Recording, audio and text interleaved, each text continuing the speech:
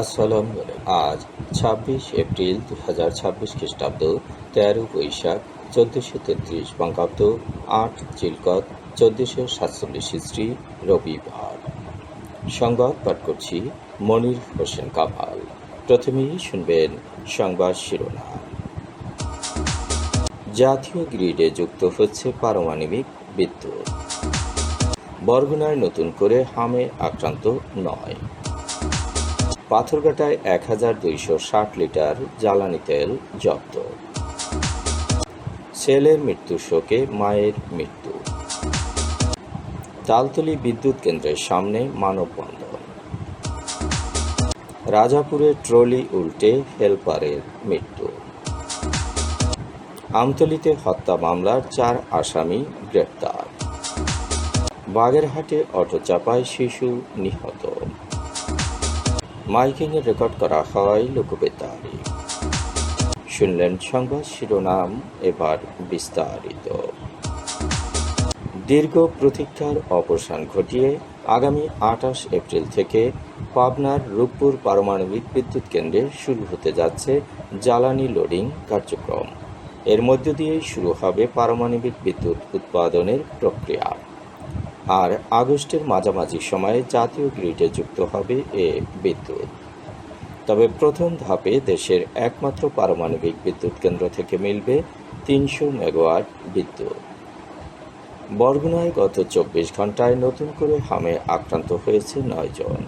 চলতি বছরে হামে আক্রান্ত রোগীর সংখ্যা ৩২৮ জন। নিশ্চিত হাম রোগী শনাক্ত হয়েছে ৩৮ জন। এখন পর্যন্ত মারা গেছে ৬ জন। সুস্থ হয়ে বাড়ি ফিরেছে ২৭০ জন।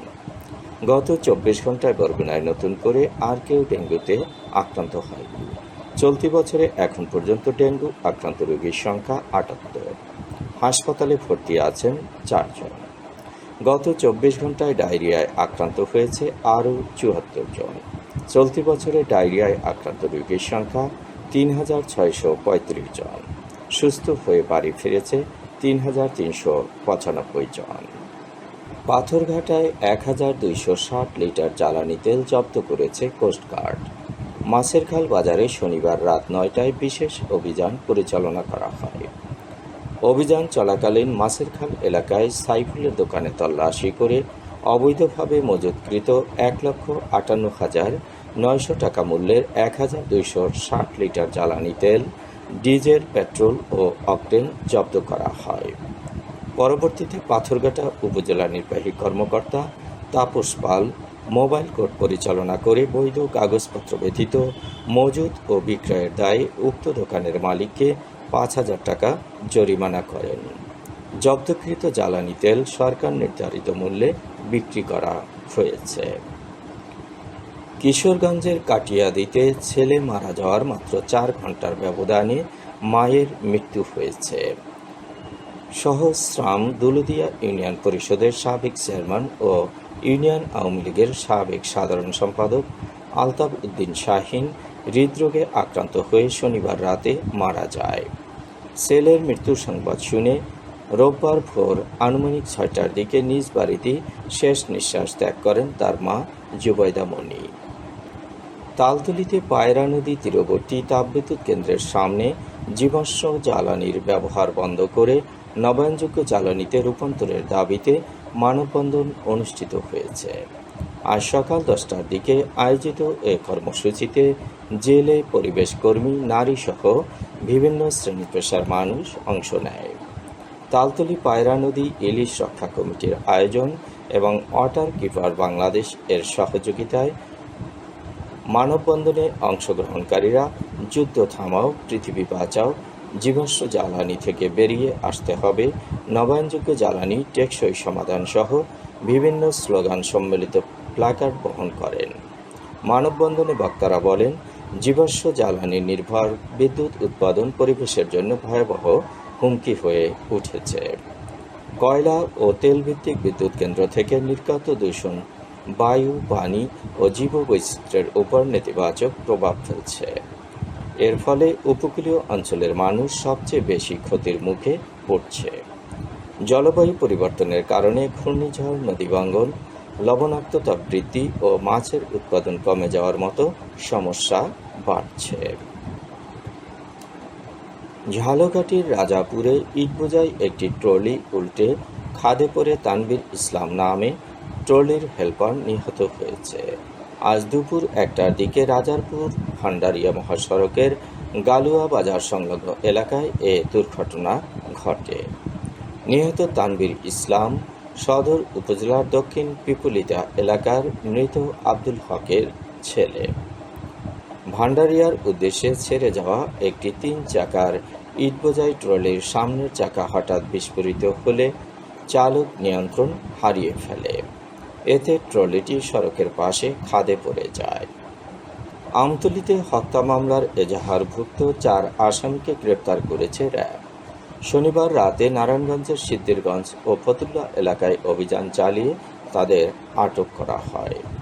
গ্রেপ্তারকৃতরা হচ্ছে রিপন খলিফা, এলাস খলিফা, মনিকা খলিফা ও নূরজাহান বেগম। তারা সবাই বরগুনার আমতলী উপজেলার সাকারিয়া এলাকার বাসিন্দা।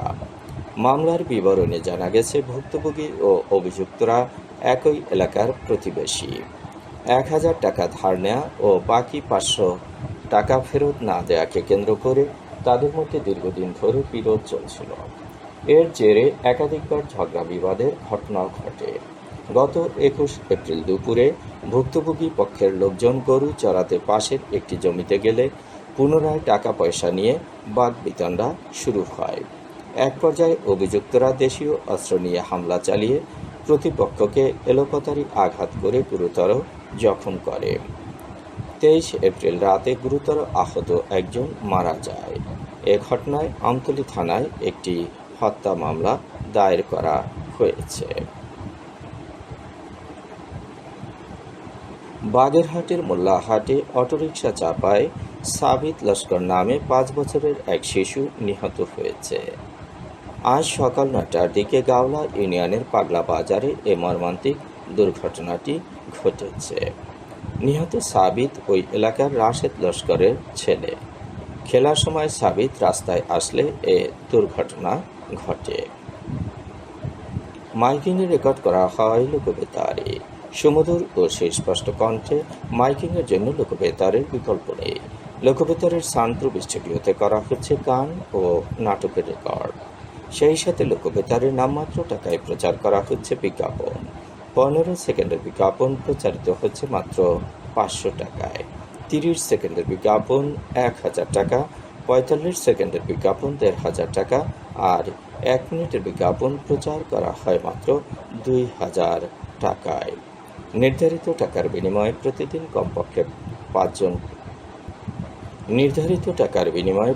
কমপক্ষে 5 বার করে পুরো 1 মাস বিজ্ঞাপন প্রচার করা হবে। মাইকিং ও বিজ্ঞাপনের জন্য যোগাযোগ করবেন 0-1-77-55-66-445 নম্বরে। এবারে শুনবেন আবহাওয়ার খবর।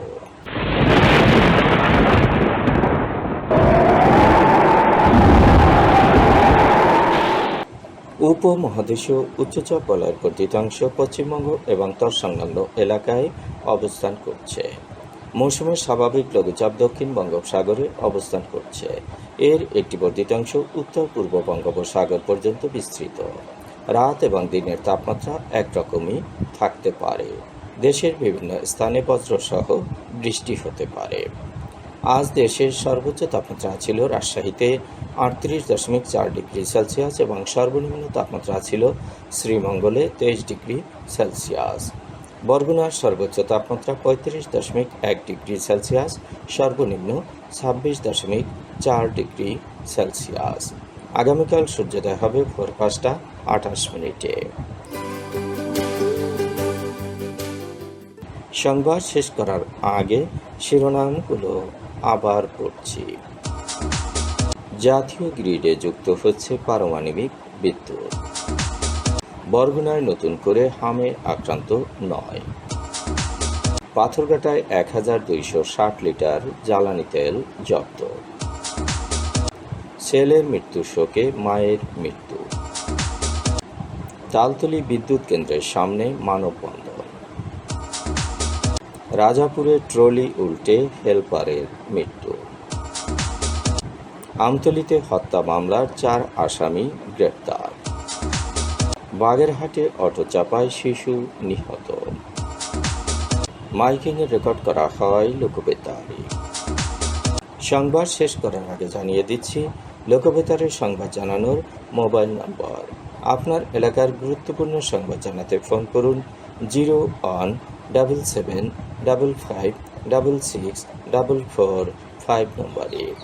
আর লোকবেতারের সাথে যুক্ত হয়ে গান শুনতে চাইলে SMS করুন 01782973478 নম্বরে। মোবাইল করবেন 0195943854 নম্বরে। বিশ্বের সব জায়গা থেকে শুনতে পারবেন লোকবেতার। লোকবেতার FM.org ওয়েবসাইটের মাধ্যমে শুনুন সরাসরি অনুষ্ঠান। সংবাদ পাঠ এখানেই শেষ করছি।